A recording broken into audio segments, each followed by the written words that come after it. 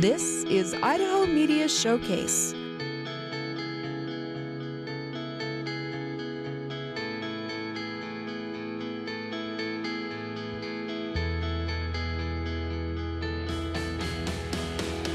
Exploring all facets of media production throughout our beautiful state of Idaho.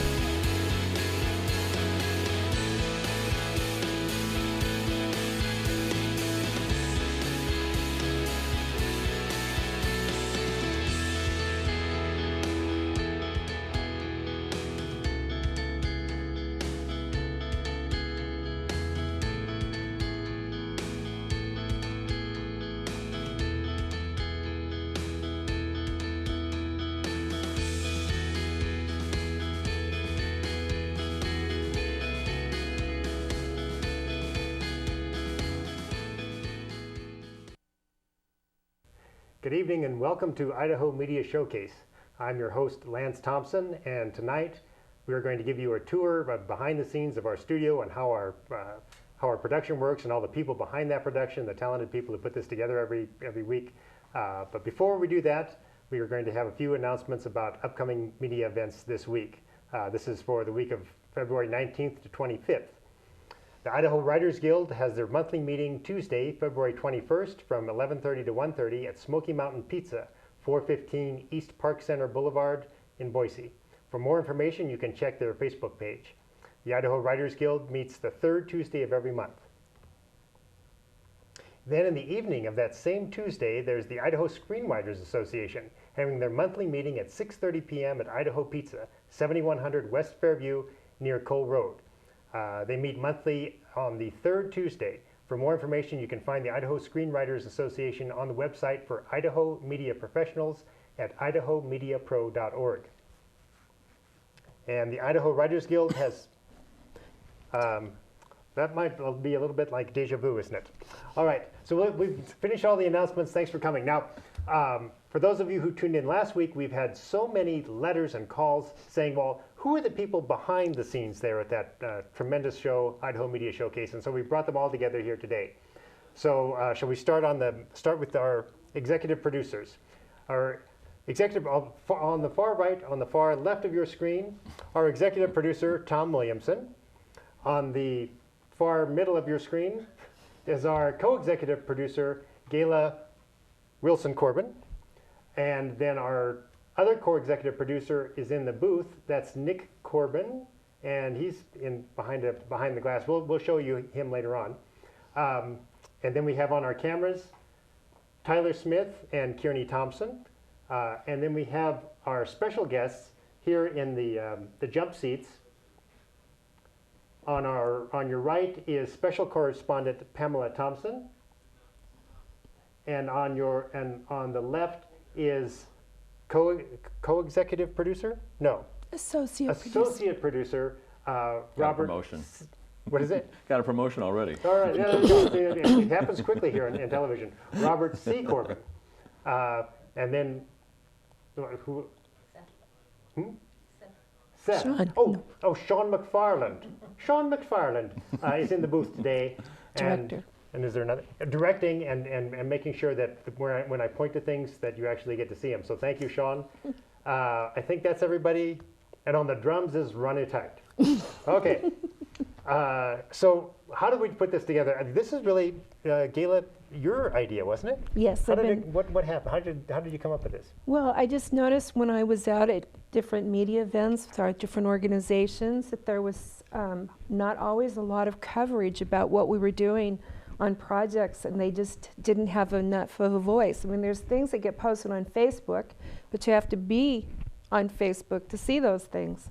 And there's lots of smaller productions that just kind of get lost and don't have a voice or a way to promote their product and show that there is a lot more production going on in the state of Idaho than I think anybody realizes. And it covers a gamut of things. It's not just film or TV like we're doing here. There's also new media outlets for like art and music is another big one that's going on. And a lot of writing, and a lot of the writers now are not just using print media, but they're making their books downloadable on Amazon, etc. So we're just trying to see if we can give a voice to other media groups or media people out there that have not gotten the opportunity to get as much publicity on what they're doing. And you have a long background in media here too. You've been in radio for a long time. You're good buddies with Clint Eastwood, I know. Yeah, Clint doesn't take my calls anymore. I'm sorry. No. But you've worked in radio and movies and video and here on TBC TV quite often. So Yes. you know a lot what's going on here. Well, yes, my son's been working here for several years, not only as a BSU student, but he comes in and volunteers for other programs, even during the summer when they're, needing to get crew to come in, because this TV station doesn't stop in the summer when Boise State's classes end. There still needs to be some people coming in to make sure that the programs that are shot here still get on the air. And there's quite a few, like Sean, for example, is not currently a Boise State student taking the classes for TVC TV. He comes in and volunteers a lot of his time, and he's excellent at what he does. He's very organized, and he really keeps everybody on task and keeps things moving. My background, I started in journalism. I was involved with my first film. It was a Disney project when I was about 15 years old. It was shot in my hometown of Emmett, and I won a state and national writing awards for journalism before I graduated from high school. And then I went on to Boise State, got to be involved with my first network television show, which was called Moving On. They came to Boise and shot a couple of episodes in the fall of 1974. And then from there, just other things, they would sort of fall into my lap, but as far as film went. But one of my biggest things that I'm really proud of is that I'm one of the student founders of KBSU Radio. When I first got there, I'm going to age myself. In the fall of 1974, Boise State didn't have any kind of radio station. Years ago, before that, when it was still like BJC and BSC, they had a closed circuit radio station that was just aired on the campus, but nothing that went out over the airwaves. And so we started a radio club and just worked really hard to get a radio station on the air at Boise State, and we finally achieved that with the help of a then very powerful U.S. Senator from Idaho, Frank Church. He really pushed through our licensing at the FCC and made it possible, so we got our license in record time where it could have taken years. We got it in less than a year, because he was really pushing for us to have it, even though he was a U of I alum. But he covers this district, as far as being a senator, so. Sure. Well, I guess senators are in the entire state. Sorry. Pretty much. But he liked his best here. Yeah. Because he has a home here in Boise. He has a right fondness for the kids around here and helping them to help make their dreams come true. So we got the radio station on the air, and then through internships, which has been mentioned by other people as a great way to get your foot into the door of, media outlets. I had to work at Channel 4, KAID TV, and also was at it's KBCI TV at that time. Of course, they've changed back to the original call letters of KBY TV. And then the economy here went really bad in the late 70s, so I ended up in Texas, not really planning to, but I got my first professional, I'm misstating. I worked my first professional radio job when I was 15 years old, and I studied and got my FCC license when you had to get them back then. And then later on, when I was in Texas, I got offered a job at a radio station there and worked at that for about a year, and then their competitor across town lured me away. And I leaped into that radio station and ended up being the program director within just a few months of being there. And the owner of the radio station had them in several other states and said I was the youngest program director he ever had and the only female.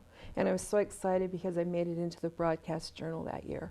But I'm monopolizing all the time. But I then went on and along the way did some modeling when I was younger for commercials in print, and then worked in the LA radio for a while. And along the way had the opportunity to appear in a film now and then. And then I ended up back here in Idaho again and worked radio here for years as a air personality at several stations. Like that song in WKRP, I moved my way up and down the tile. Well, and I'm glad you ended up here. Right, and then the last few years, because Nick's interested in media, I've evolved into getting involved with organizations like Idaho Media Professionals, where I get to meet you and Pam. Became reacquainted with Tom, as we'd known each other years ago in college when we were young, and in politics. You're not young anymore? You look fun, fantastic. Yes, and so anyway, it all started just coming together through all the different media organizations that Nick and I are involved in, and his involvement here. And so we decided to develop Idaho Media Showcase. So anyway, I would like to turn it over to Tom because I've been monopolizing And that's the show. time. Thank you tonight. Yeah, because he has an amazing. Obviously, we have a sense of humor, so. Yeah. He has an amazing background in film and is really involved in things here in Idaho. I mean, we had a Hollywood career in film. So there's just a lot of things he can talk about and fill us in on a lot of what's going on here in Idaho and trying to grow this industry here. You're leading the witness. It seems like. Well, go ahead, Tom. Go. That's the thing with live TV. You can, normally you can cut this in editing, but we don't edit. That's the one thing about this show that's kind of fun is it's live. It's like, anybody remember Milton Berle? I mean, it's like, you remember him. Yes. Anyway, We grew up together. when Gail was expressing, interest in the show, part of my interest, having grown up in Idaho and having come back here, I did my tour of duty in Hollywood, as I like to say, and one of the things that I want to do is be able to stay in Idaho and pursue, my craft in this industry. And this show, I think one of the things it does is because it's transported in the airwaves, so people are going to see this. And one of the arguments we always make is that for producers like myself that want to come into Idaho and make a production, we need to know that there's talent. So that, as I do a budget or any producer would look at bringing a project into Idaho, that they don't have to, as we say, per diem the expenses, which mean bring crew from out of state, put them in a hotel, and pay those extra expenses. So hopefully, what this Idaho Media Showcase is going to be able to do is showcase the talent of media in Idaho, so that as this goes out, it's going to be archived. It's going to be able to be sent off to other producers that are looking to do projects in Idaho and realize that there's a depth of talent here. And my part of my contribution, I think, is trying to get this thing from an economic perspective. As a producer, I did some stunt work and acting back, not almost as far as Bronco Billy. You did probably need to state that your connection with Clint goes to Bronco Billy. So Right. I did just one film with him, True Crime, in the Bay Area in the 90s. So we're like only a few years off. Yeah. But again, a wonderful gentleman and a great talent in our industry. So Very hopefully one day we can get him on here. I mean, he does have an occasional residence in Idaho and come out here and come play with us once in a while. But I think what I would like to see grow with this is, one of the things that I helped get started was the Idaho Media Professionals. It was an offshoot of an advisory board that we had with the state of Idaho on getting development in the state. And the media professional brought that group together. So we're going to use this, format through this show to showcase the talent that we have in northern Idaho, that we have in the Magic Valley, in Wood River Valley. We have talent in eastern Idaho, Twin Falls area, as well as obviously all through here. NNU has one of the finest, film studies programs in Idaho. So all these are going to be showcased through this format. So, but yeah, I bring more of a Hollywood tint to some of this, and because this is like my 5th career.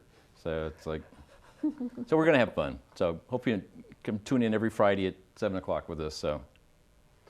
Well, Tom, and you're also very involved in politics here, and in kind of educating the legislators about what the film industry and the media industry really means as in terms of helping our economy and expanding our talent base and creating jobs. Can you talk about that a little bit, about what your efforts have been there? Yeah, thanks. Part of this industry is an interesting industry. I got involved in the mid-90s and saw productions that were over $100,000, $200 million in production, and I saw the economic impact when you would go. First film I worked on was Speed 2, where the film was shot in Los Angeles. It was shot predominantly in the Caribbean and in Miami, and you saw the economic footprint of $150 million production traveling around. I've always felt that Idaho has one of those great vistas, and the last big film shot here, anybody archives their memory, Dante's Peak, which was shot in the mid-90s up in northern Idaho, left over $10 million in that community up there, and it had a pretty significant impact. And if you go up there, I think people still have memories of that economic impact. The game has shifted globally. a lot of states, predominantly New Mexico and Louisiana, came in, and by virtue of the fact they have these natural resources called oil and gas, and they don't have to run their monies through the general fund, they're able to use those to incentivize certain industries. And New Mexico was very strategic in doing that. They have the space program, that's the private launch program, then they have the film industry. And so we got the incentives passed a half a dozen years ago in Idaho. We all saw the economy change, and so we're still trying to make the economic case to the legislature as they look at this session and next session to fund that. It is a working program. We wished we had a $100 million surplus so we could more easily do it, but we continue to make the point that you bring the money in, you're basically hiring Idahoans because by statute it mandates that 30% of the crew be Idahoans, and it basically is a clean contribution to Idaho's economy. As I've always described it, as kind of like the icing on Idaho's cake as far as their budgeting, in the sense it's clean. It doesn't have to come in and build infrastructure to accommodate. We still like to have the cheese factories. We like to have the dairy, the farming, the mining, which are all very solid base that most our local property taxes are based on. But what these guys do come in is they come in and they'll drop 10, 15, 20, 30, 40 million dollars in your community, stimulate your economy, and then leave very quickly. And that's what we saw in northern Idaho. So, very good. Well, what's your outlook for bringing? You talked about it's not brick and mortar, but are there any production companies or studios or anything that what's going to attract that kind of business? What do we need that we don't have? Well, it's interesting. I mean, I was involved in a project to build a motion picture studio just outside of Boise here, and we went through a full exercise of which we got caught a couple years ago with the downturn in the economy, and we had to shuttle the operation. And we've looked at it. I mean, it really is an interesting shift as far as the big business. I mean, the State of Idaho Film Office has done a marvelous job of supporting the indigenous market, which I think what we're going to try to showcase through this show is that there's a lot of great Idaho talent that would like to stay in Idaho and pursue its craft and not have to go to Hollywood and go through the ranks down there. And I just give the story when I'm talking about the industry because, in the mid-90s, to make a film, you had to make film. I mean, it was about $50,000. You had to go buy a camera, you had to buy the film, you had to process it. Anybody coming out of high schools today, coming out of colleges today, for a few $1,000s can basically get all the hardware you need. So you just have to be able to tell a story. And same the distribution system. The distribution system back then was predominantly traditional movie theater place you would go to, or you'd go to one of your major networks and you'd watch your show. Well, we've seen in those years the distribution system change, and as a producer, it makes our lives a little more challenging in how to get your revenue back. We did our budget formulas with 30% of our revenue coming back from DVD sales. Well, when was the last time anybody went and bought a $70 DVD of any substance out there? So we're I think we're being strategic in Idaho. I think the State of Idaho's Film Office has really been good with their grant program of supporting a half a dozen really talented filmmakers, storytellers in this state to be able to go tell their craft and get it out there.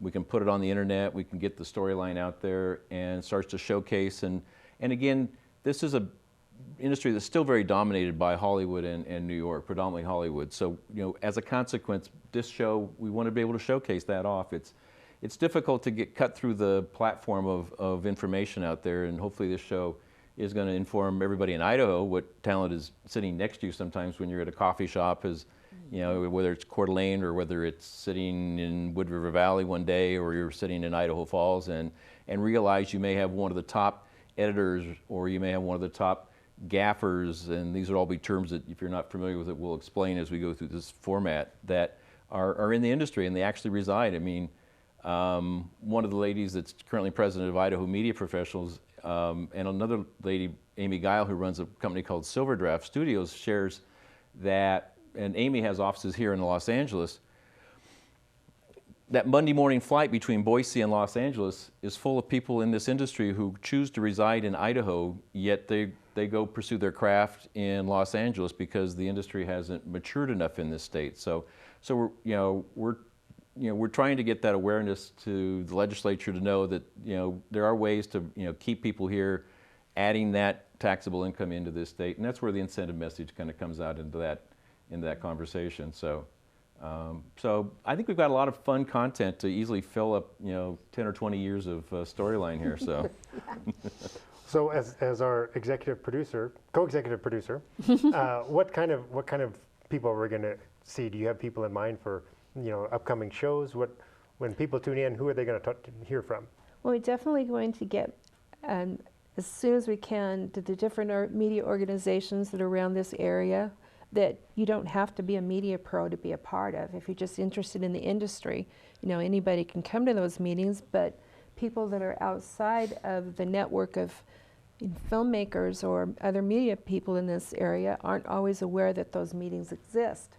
And if you're interested in any of it at all, it's a fun way to meet people who actually are involved in making any kind of media type production. I mean, one of the most exciting things I remember a few years ago, Nick, my son, got to work on a film, Star Waiters. It was a short film they made for a Make-A-Wish, and it won the National Make-A-Wish of the Year over like 13,000 other wishes. Wow.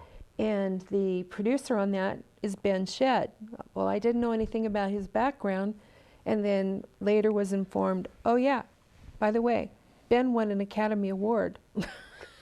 In addition to being a star waiter. Yes, and so after talking with Ben more, Ben will actually say he's more proud of winning the Make-A-Wish Award than winning the Academy Award. But to find out that we had someone of that caliber living in this area and still working in the industry, he's here like, you were mentioning about the commuters, because he wanted to raise, his daughter here. He and his wife wanted to come here and raise their daughter here and get out of LA, which, you hear that a lot when you talk to media professionals who have relocated here, or some that left and have come back, because you do run into that quite a bit too. So or they'll leave and then they'll come back and then miss the Chinese food, and then they'll go back to LA because they'll miss it. We have some pretty good Chinese food around here, so. Pink's hot dogs they miss. Yes, okay, yeah, thanks.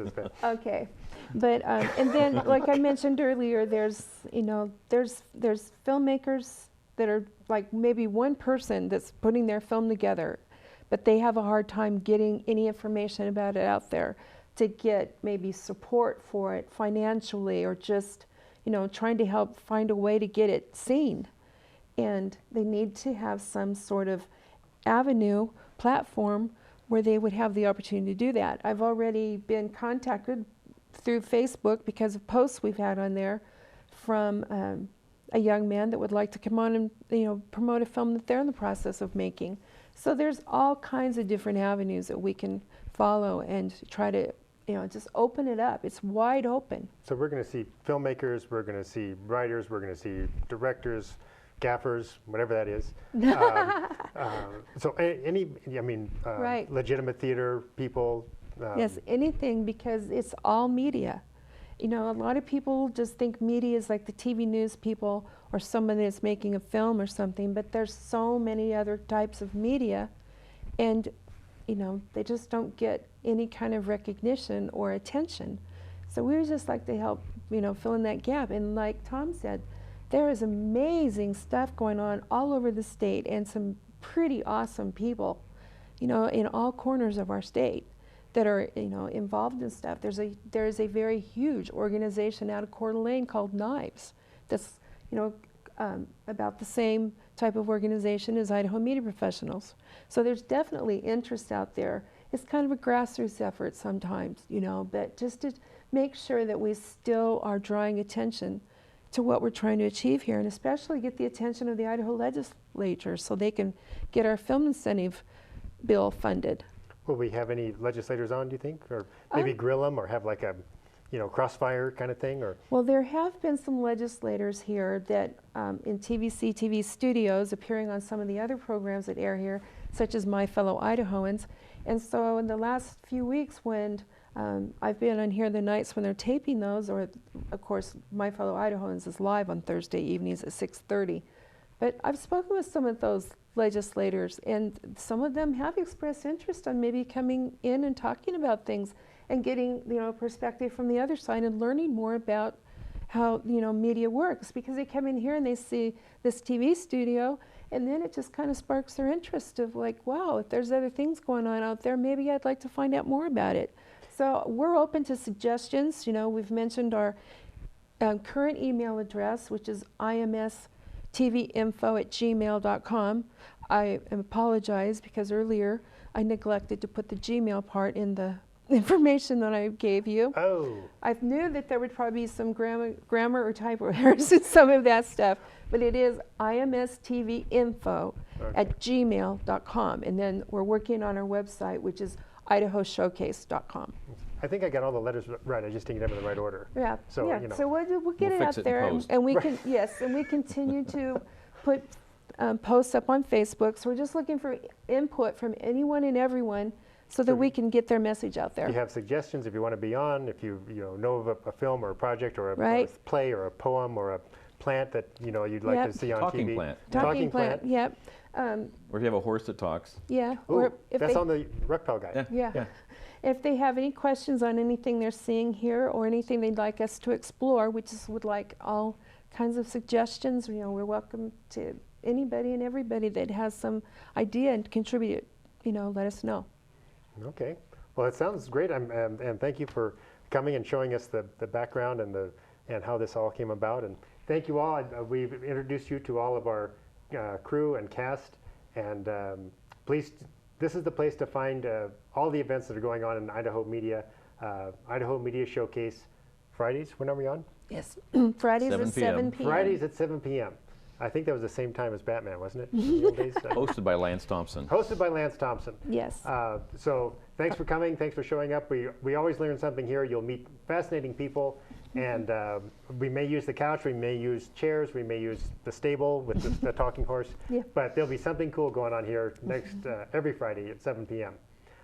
Thank you to our great BSU crew, our fine executive producers, Tom and Gayla and Nick, and our correspondent, Pam, and our associate producer, Robert, Tyler Smith, Kearney Thompson, the Sweet Inspirations, and thank you all for watching. Booth, Sean Oh, McFarland. Sean McFarland, the fine Irish director. Thank you, sir.